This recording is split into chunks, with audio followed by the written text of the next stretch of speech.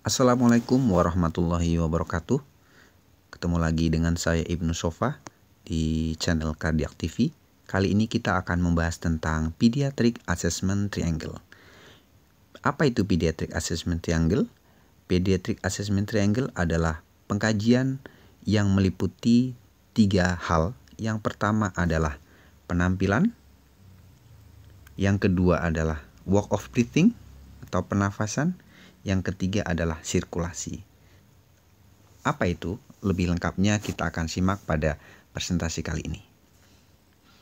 Suatu saat atau suatu ketika kita bisa menemui anak atau pasien dalam kondisi yang tidak sehat atau sakit. Namun kita tidak tahu kondisi anak ini dalam kondisi sakit apa. Apakah mengalami gangguan pada sistem pernafasannya? Apakah mengalami gangguan pada sistem kardiopulmonerinya? Atau mengalami gangguan pada sistem sarafnya. Nah, Pediatric Assessment Triangle itu adalah ketiga hal assessment yang sangat penting dan itu saling keterkaitan antara satu dan yang lainnya.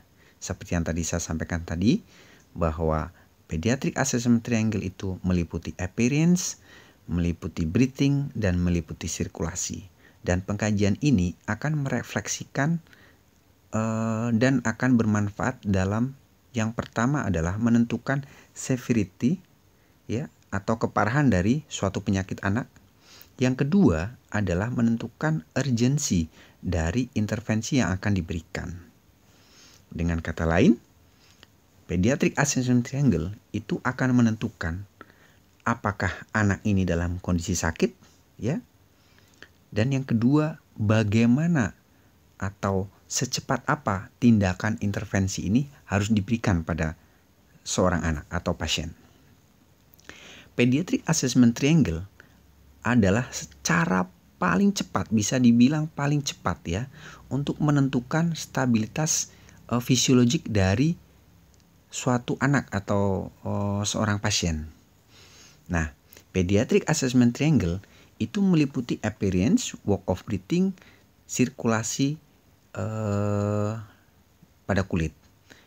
Nanti akan kita bahas satu persatu. Pertanyaannya, bagaimana kita bisa mengkaji status fisiologik kestabilan dari pasien atau anak hanya dengan melihat saja. Nah, pada appearance kita hanya melihat penampilannya saja. Dengan melihat penampilan anak, dengan melihat performan anak, kita bisa menilai severity dari suatu kelainan atau suatu penyakit pada anak. Apa saja yang kita nilai? Yang kita nilai adalah TICLS. T-nya adalah tonus, ya. Tonus, jadi kekuatan ototnya, gerakan-gerakan ototnya. Yang kedua adalah interaktif. Bagaimana interaksinya terhadap lingkungan? Saat kita datang, bagaimana dia? Apakah dia berespon terhadap kita, nangis misalnya, atau dia hanya diem saja, nggak ada interaksi sama sekali? Atau ketika pasien ini gelisah, atau anak ini gelisah, dia dapat nggak ditenangkan? Ya. Atau bagaimana nih melihatnya? Dia melihat kita tanpa ada ekspresi, atau dia melihat kita dengan penuh ekspresi. Itu kan kita bisa menilai. Atau kita menemukan anak yang dia nggak sama sekali berbicara, dia nggak mau sama sekali berbicara, atau dia hanya menangis terus-terusan. Ya, itu kita bisa menilai. Ya, itu adalah penampilan anak pertama kali kita lihat. Nah, penampilan ini merefleksikan apa? Ternyata penampilan ini bisa merefleksikan dari keadekuatan oksigenasi. Kondisi penampilan ini ternyata secara tidak langsung bisa merefleksikan apakah oksigenasi pada anak ini bagus atau tidak. Yang kedua, dia bisa merefleksikan ventilasi dan perfusinya juga bagus atau tidak. Ya, ternyata sangat penting. Nah, pertanyaan yang kedua adalah bagaimana kita bisa menilai respiratory distress ya dan respiratory failure pada anak hanya dengan melihat saja. Nah, kita lihat nih. Kita berarti sudah membahas tentang breathing ya. Pada breathing di konsep pediatric assessment triangle, di breathing kita mengkaji tentang kondisi pernafasan. Apakah ada suara nafas? Apakah ada aksesoris pernafasan yang dipakai? Seperti misalnya nafas cuping hidung kan kelihatan tuh kalau ada cuping hidung, atau retraksi dada itu kan kelihatan. Nah itu bisa kita nilai. Nah dari pernafasan kita bisa menilai apakah pasien dalam kondisi respiratory distress atau respiratory failure. Contohnya adalah ketika ada breathing dia bermasalah, seperti yang tadi saya sampaikan tadi, ada nafas cuping hidung, kemudian ada retraksi dada, tapi penampilannya masih normal gitu. Nah, berarti ketika kita menemukan kondisi ini, pasien dalam kondisi distress respirasi. Jadi hanya respirasinya saja yang bermasalah. Penampilannya masih oke-oke saja. Tapi ketika pasien sudah mengalami peningkatan work of breathing atau justru penurunan work of breathing, misalnya napasnya cuping hidung, retraksi dinding dada, kemudian juga terdengar stridor misalnya, dan juga disertai dengan abnormal appearance, anaknya gelisah, anaknya nangis, nggak bisa ditenangkan, atau bahkan anaknya lemah, sama sekali nggak respon ketika kita datang atau ketika kita periksa, berarti anak dalam kondisi respiratory failure. Jadi respiratory failure dan respiratory distress sangat mudah dibedakan. Pertanyaan selanjutnya adalah apa sih yang paling reliable atau paling dipercaya ketika kita mengkaji kekuatan dari atau keadekuatan dari perfusi ya, yang pastinya adalah kulit ya, penampakan kulit ya. Kenapa? Karena ketika terjadi ketidakadekuatan perfusi pada jaringan-jaringan vital atau organ-organ vital, maka yang paling cepat dikompensasi oleh tubuh adalah dengan membentuk vasokonstriksi untuk perfusi organ-organ yang jauh atau non-esensial seperti kulit atau jaringan-jaringan perifer seperti jari-jari ya, sehingga kulit akan tampak lebih pucat atau akan tampak kebiruan ya. Itu adalah salah satu kompensasi dari tubuh ketika ada inadequate perfusion. Nah, sirkulasi di kulit apa sih yang kita lihat? Ada pallor ya, ada mottling, ada cyanosis, ada pucat atau tidak, ada mottling atau tidak, ada cyanosis atau tidak. Nah, ini ada skin temperature, ada pulse strength, ada CRT.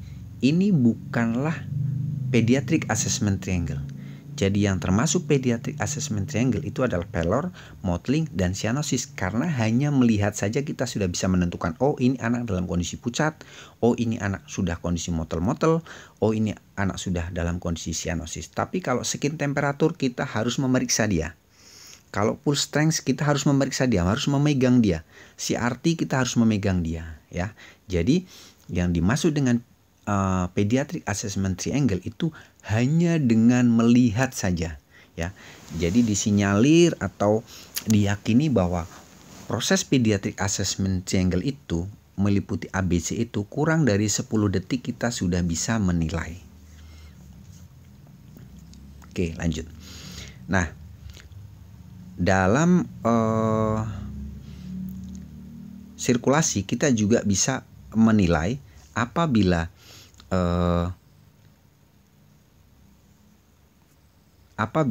penampilan dia normal ya dan sirkulasinya jelek, berarti kita dalam tahap observasi.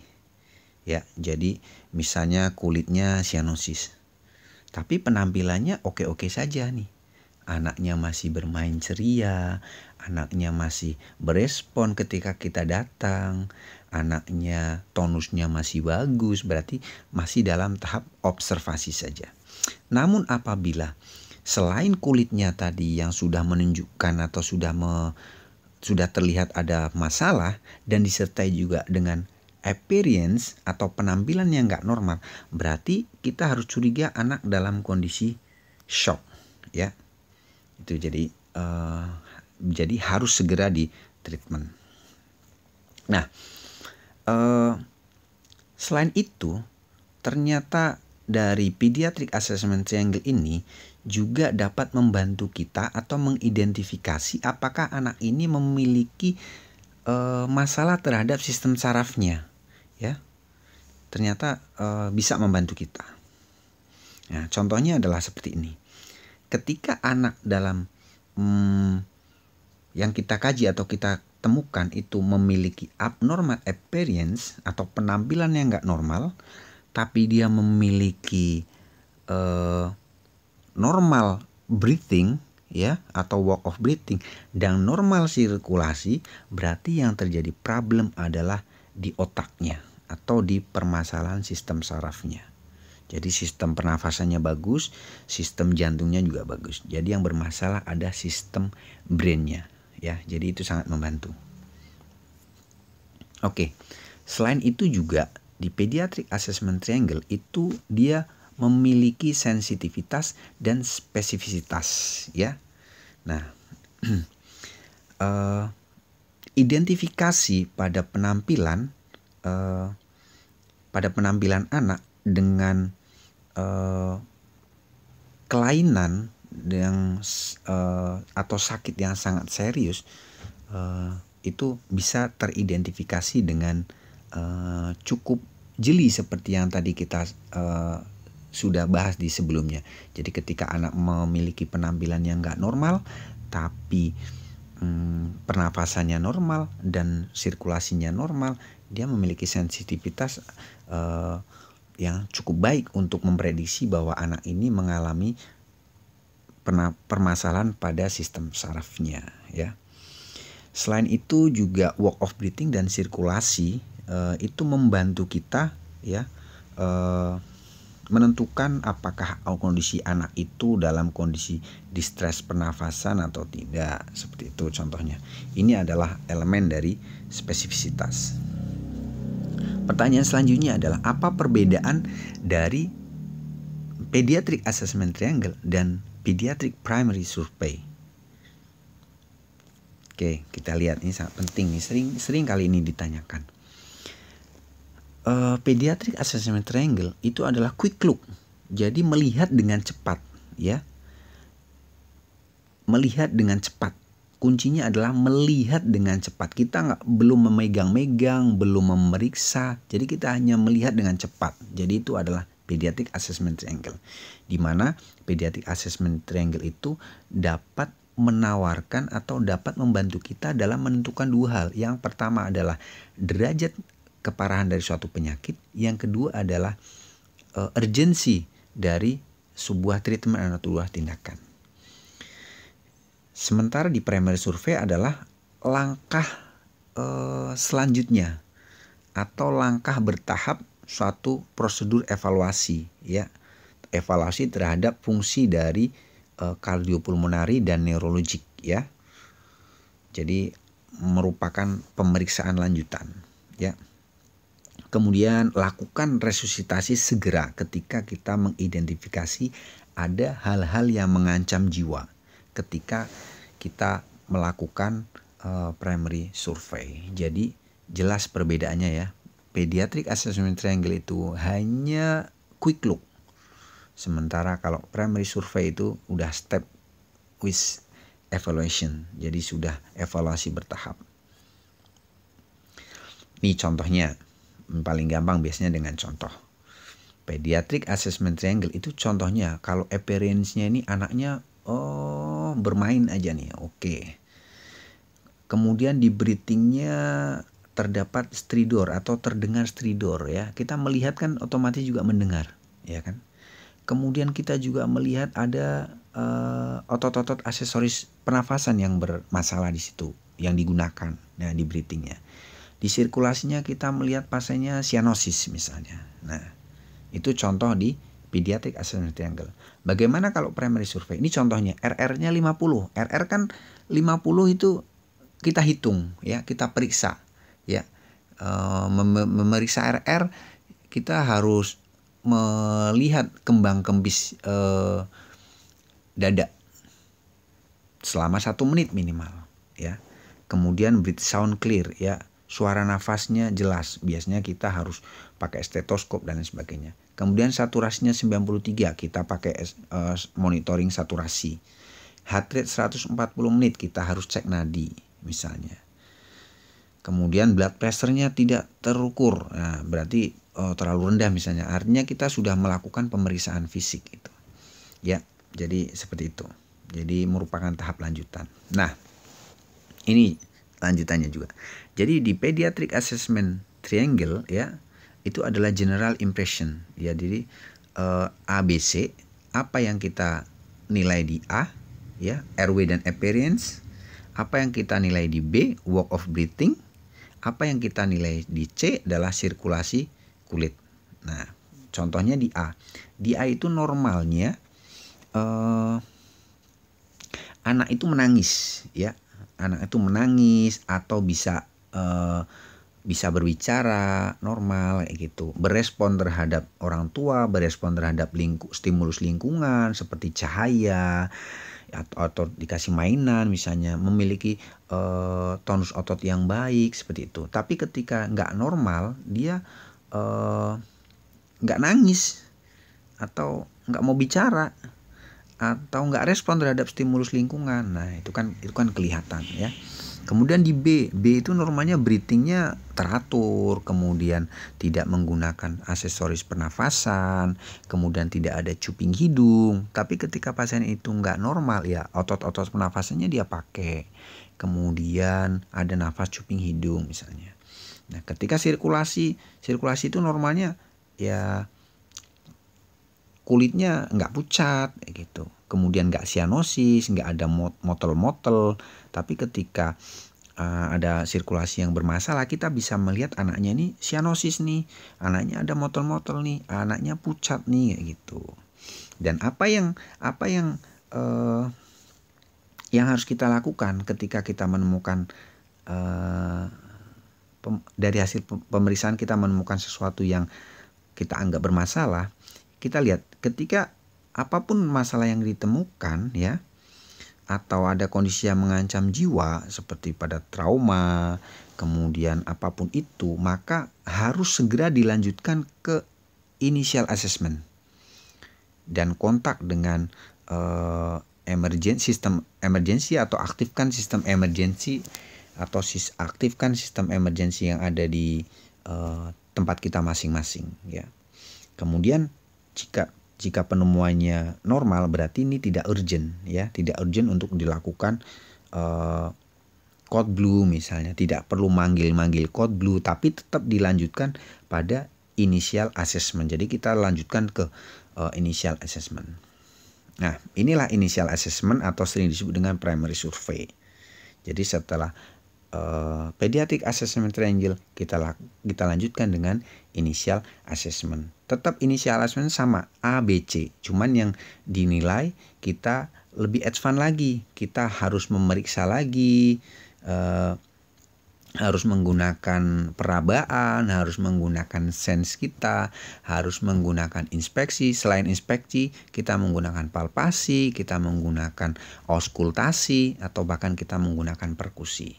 Jadi kalau kita lihat cara melakukan pemeriksaan fisik kan ada inspeksi, perkusi, palpasi, dan auskultasi. Nah, di pediatric assessment triangle itu dia hanya mengandalkan inspeksi saja atau hanya melihat saja. Sementara di initial assessment selain inspeksi ada palpasi, ada perkusi, ada auskultasi ya. Jadi lebih step wise-nya lebih lebih kompleks lagi dan lebih advance lagi. Nah, contohnya seperti yang udah saya tadi sampaikan di sirkulasi misalnya. Jadi ada heart rate ya, ada temperatur kan harus dicek, ada blood pressure dan lain sebagainya ya. Seperti itu. Oke, itu saja yang bisa saya sampaikan. Kurang lebihnya mohon maaf. Terima kasih. Mudah-mudahan bermanfaat. Wassalamualaikum warahmatullahi wabarakatuh.